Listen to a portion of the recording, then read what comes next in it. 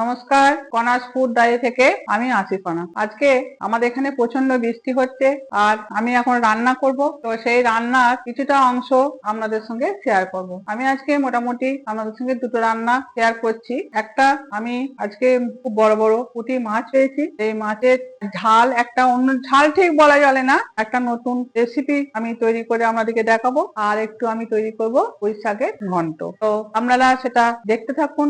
আর আমার পাশে থাকছে সঞ্চয়িতা, তাকেও আপনারা এই প্রথম ভিডিওতে দেখতে পাবেন। তাহলে দেখতে থাকুন আজকে রেসিপিগুলি। প্রথমে আমি কড়াতে আমি কিছুটা সর্ষের তেল দেবো। আমি এই তরকারিটা নিরামিষ ভাবে করবো। প্রথমে সর্ষের তেলটা গরম হতে দিলাম। তেলটা গরম হোক, ততক্ষণ আমি আপনাদেরকে কি কি তরকারিটাতে মানে ঘন্টতে দিচ্ছি সেটা দেখাচ্ছি। সঞ্চয়িতা আয়, এ দেখুন নিয়েছি কুমড়ো, একটু মূলো, কুচো করে আলু আর ঝিঙে, সঞ্চয়িতা শাকটা নিয়ে, আর দেখুন এই যে পুঁই শাক। এই ঘন্টটা প্রথমে আমি বসাবো, তারপর আমি মাছটা করবো। এটা একটা সাদা মাটা নর্মাল রান্না, আমি এটা করছি। যেটা বড়ি আমি ভেজে নেবো। তো ভাজা হলো, এটা ভেজে তুলে নিলাম। এরপর আমি প্রথমে ফোড়ন দেবো। 5 ফোড়ন দিলাম, শুকনো লঙ্কা দেবো, একটা তেজপাতা, এই যে তেজপাতাটা দিলাম, দুটো তেজপাতা দিয়ে দিলাম। প্রথমে আলুটা ভেজে নেব। আলুটা একটু ভাজা হবে, আবার আস্তে আস্তে আমি অন্য সবজিগুলো দিয়ে দেবো। আর এই আলুটা একটুখানি হালকা করে ভাজছি। একটু নরম হওয়ার জন্য একটু হালকা করে লবণ দিচ্ছি। এবার আলুগুলো কিছুটা ভেজে নিয়েছি। এই মূলো আছে, মূলোটা দিয়ে দেবো। এই মূলোটা দিলে এই তরকারিটা খুব ভালো একটা স্বাদ আছে। একটু মূলোটা দিয়ে ভেজে নেবো, তারপর আমি কুমড়ো আর ঝিঙে দিয়ে দেবো।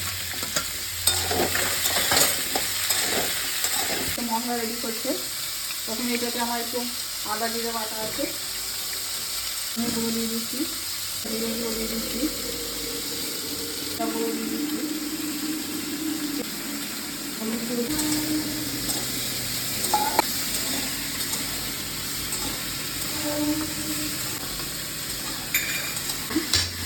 লঙ্কাটা মধ্যে দিয়ে দেবো। ওই লঙ্কাটা তুলে দেখলাম, ওর মধ্যে দিয়ে দেবো। আমি যদি সরষে বাটাটা দিয়ে আমাকে 2 চামচ মতো সরষে বাটা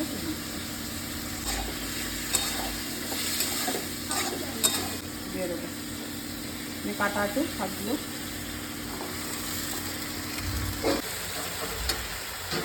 একটু লবণ দেওয়া আছে, আর একটুখানি লবণ দিবি, শাকটা তাহলে গরম হয়ে যাবে।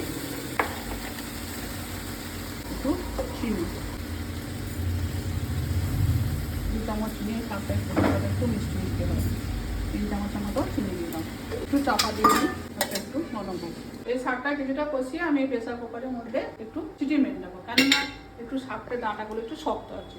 আর দেখুন আমার এই যে পুঁটি মাছ, কত বড় বড় পুঁটি মাছগুলো দেখুন। এই মাছগুলো আমি একটা রেসিপি করে আপনাদেরকে দেখাবো।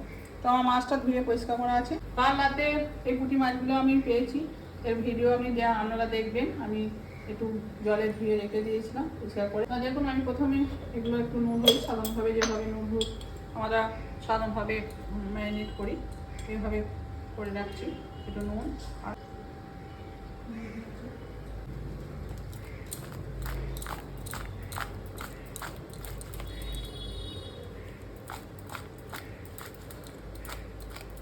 দেখুন দিয়েছি। শাকটা অনেকটা জল বেরিয়ে গেছে। একটু একটু ভালোভাবে কষানো হলে আমি এটা কুকারে দিয়ে দেবো, দিয়ে তারপর আমি নিরামিষভাবে সাজিয়ে নেবো। আমার শাকটা হচ্ছে দিয়ে অনেকটা প্রায় কষানো হয়ে গেছে। এবার আমি এটাকে একটু পরে কুকারে একটু ভাজা হয়ে যাবো, এরপর আমি কুকারে দিয়ে দেবো। এই কড়াটাতে আমি বাসনা করবো। সব তরকারি তো আর শেয়ার করা সম্ভব নয়, আমি এই দুটো তরকারি আপনাদের সঙ্গে শেয়ার করছি। কড়া দেখুন, কড়া গরম হয়ে গেছে। আমি কিছুটা এবার সর্ষের তেল এর মধ্যে দিয়ে দিলাম। তেলটা গরম হোক, ততক্ষণে আমি এই শাকটা কুকারের মধ্যে দিয়ে দিচ্ছি। ভালোভাবে কষিয়ে নিচ্ছি। আমি এবারটা কুকারের মধ্যে দিয়ে দেবো, কেন এই ডাঁটাগুলো প্রচণ্ড একটু শক্ত আছে। ডাঁটা কুকারটা দিয়ে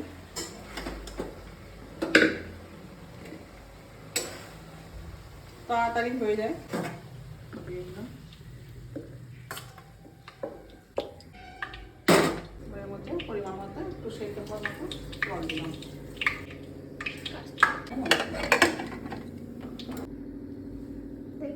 এই রান্না করতে করতে আমি সেরকম কিছু খাই না, একটুখানি স্মুদি খেলাম। আমার মেয়ে আমার জন্য বানিয়ে রেখেছে, তাই আমার সকালে জল খাবো। তেলটা এবার গরম হয়ে গেছে, এরপর আমি একে একে মাছগুলো ভেজে নেব। খুব হালকা করে ভাজলে, বেশি ভাজলে মাছ শক্ত হয়ে যায়। এই রেসিপিটাতে খুব বেশি শক্ত করে মাছ ভাজা যাবে না, একদম খুব নরম করে মাছগুলো ভাজতে হবে। পুঁটি মাছের সাইজগুলো কত বড় বড়, একদম দেশি পুঁটি মাছগুলো আমি খুব হালকা করে ভেজে নিচ্ছি, তুলে নিচ্ছি। এগুলো ভাজছি, ওদিকে আমার কুকারে এই শাকটা দিয়েছি। মানে সব করতে দিলে আমি শাকটা করে নিচ্ছি, এটাই।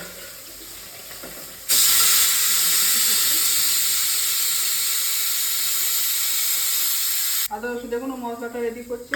প্রথমে দিয়েছি একটু আদা রসুনের পেস্ট, একটু টক দই লাগবে। এই আদা রসুনের পেস্টের সঙ্গে টক দইটা একটু মিশিয়ে রাখবে।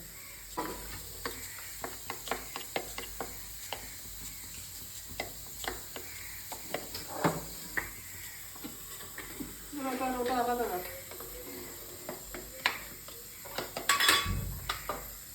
এখানে আছে কিছুটা পোস্ত বাটা, আর এতে দিচ্ছি এই পোস্তর সঙ্গে 2 চামচ সর্ষে। তাহলে আমার 4টে জিনিস হলো, এটা আদা রসুনের পেস্ট আর দই, আর এখানে হলো সর্ষে আর পোস্ত। এরপর দেখুন আমার তেলটা ভালোভাবে গরম হয়ে গেছে। এর মধ্যে আমি দিয়ে দেবো কালো জিরে, একটু কালো জিরে আর 2টো কাঁচা লঙ্কা।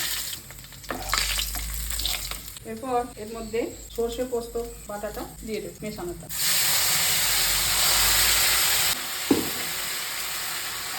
এতে একটুখানি অল্প দই প্রথমে, দই আর রসুন বাটাটা, আদা রসুনের পেস্টটা একটু হালকা করে দিলাম। প্রথমে লবণ দিয়ে দিচ্ছি, অল্প লঙ্কার গুঁড়ো দিচ্ছি, রঙের জন্যে কাশ্মীরি লঙ্কার গুঁড়ো। বেশি আমি সর্ষে পোস্তটা বেশি ভাজবো না, অল্প করে ভাজবো, তা না হলে এই গ্রেভিটা সর্ষের জন্য তেতো হয়ে যাবে। তারপর বাকি যে দইটা আদা রসুনের যে পেস্টটা ছিল সেটাও এর মধ্যে দিয়ে দিলাম। যেহেতু টক দই দেওয়া আছে, অল্প করে চিনি দিচ্ছি এর মধ্যে। এরপর আমি মশলা কষানো হয়ে গেছে, এরপর আমি জল দিয়ে দিচ্ছি, পরিমাণ মতো জল দিচ্ছি। আরও 4টে কাঁচা লঙ্কা আমি আমাদের দিয়ে দিলাম। এরপর এটা আমি তেলে ফোটার জন্য চাপা দিচ্ছি। এখানে এসে বলুন। এরপর আমি পুঁইশাকটা দেখবো খুলে যে কীভাবে সেদ্ধ হয়েছে, কতটা সেদ্ধ হয়েছে।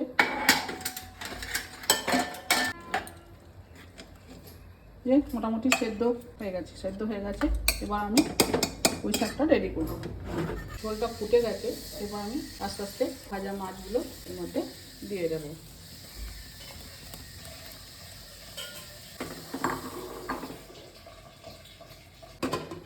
ওটা হতে থাক, আমি এবার পুঁইশাকটা আমি এবার সাঁতলে নেবো। সর্ষের তেল দিলাম, অল্প 5 ফোড়ন দেবো। বড়িগুলো ভেজে রেখেছিলাম সেইগুলো এর মধ্যে এবার দিয়ে দেবো।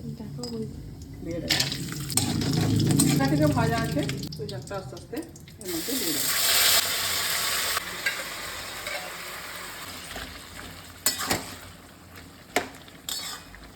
মাছের ঝালটা হয়ে গেছে, এবং সব শেষে কাঁচা সর্ষের তেল দেবো। কাঁচা সর্ষের তেল দিলাম, আর দেবো কিছুটা ধরে কাটা উপর থেকে ছড়িয়ে দেবো। গ্যাস আমার হয়ে গেছে, একবার আপনারা বাড়িতে করে দেখবেন, আশা করি আপনাদের ভালো লাগবে। এটা বন্ধ করে কিছুক্ষণ আমি রেখে দেবো, তারপর আমি ঢেলে নেব। শাকটা প্রায় হয়ে গেছে আমার নিরামিষ স্পেশাল ঘন্ট। এতে আমি একটুখানি একটা ভাজা মশলা আমার বাড়িতে সবসময় তৈরি করা থাকে, এই মশলাটা অবশেষে এটা এর মধ্যে ছড়িয়ে দেবো। এরপর আমি ভাজা মশলাটা দিয়ে দিচ্ছি। ব্যাস হয়ে গেছে আমার পুঁইশাকের তরকারি। আপনারা এটাও একবার বাড়িতে করে দেখবেন, আশা করছি আপনাদের ভালো লাগবে। আপনারা বাড়িতে একবার এরকমভাবে করে দেখবেন, আশা করি ভালো লাগবে। আমার মাছ আমি ধনে পাতা দিয়ে কিছুক্ষণ রেখে দিয়েছিলাম, এবার মাছের সর্ষে দই পোস্ত দিয়ে মাছের ঝাল আমার হয়ে গেছে। তো আমার দুটো রেসিপি কমপ্লিট হয়ে গেছে। দেখুন, দই দিয়ে সর্ষে বাটা পোস্ত বাটা দিয়ে পুঁটি মাছের ঝাল আর নিরামিষভাবে পুঁই শাকের ঘন্ট। আপনাদের এই রেসিপি দুটো কেমন লাগলো সবাই কমেন্ট করে জানাবেন। যদি ভালো লাগে সবাই লাইক শেয়ার সাবস্ক্রাইব করে দেবেন। সবাই ভালো থাকবেন, সুস্থ থাকবেন। নমস্কার।